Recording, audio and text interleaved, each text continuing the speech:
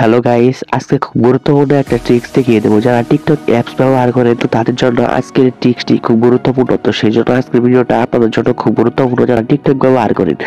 তো কি করবো, খুব গুরুত্বপূর্ণ একটা বিষয়টা দেখিয়ে দেবো। সেই জন্য কেউ ভিডিওটা স্কিপ করে দেখবেন না। তো আপনি যদি কাউকে সার্চ করতে চান তো আমি দেখিয়ে দিচ্ছি। তো আপনি হয়তো কাউকে সার্চ করতে চাইতেছেন, এই যে আমি দেখে দিচ্ছি, খুব ভালোভাবে দেখেন।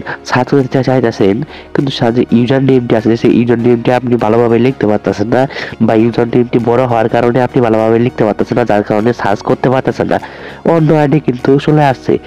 তো ইউজার নেমের মধ্যে অনেক নাম্বার থাকে, অনেক ডট ডট থাকে, অনেক কিছু থাকে, কিন্তু যার কারণে কিন্তু ইউজার নেমটি মনে রাখা কিন্তু আমাদের জন্য অনেক কঠিন হয়ে যায়।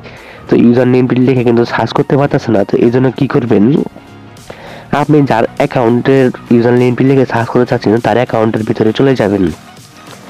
চলে যাওয়ার পর উপরে ইউজার নেমটি দেখতে পারবেন। তো উপরে তার ইউজার নেমটি দেখতে পারবেন, তার প্রোফাইল ফটোর নিচে তার ইউজার নেম দেখতে পারবেন।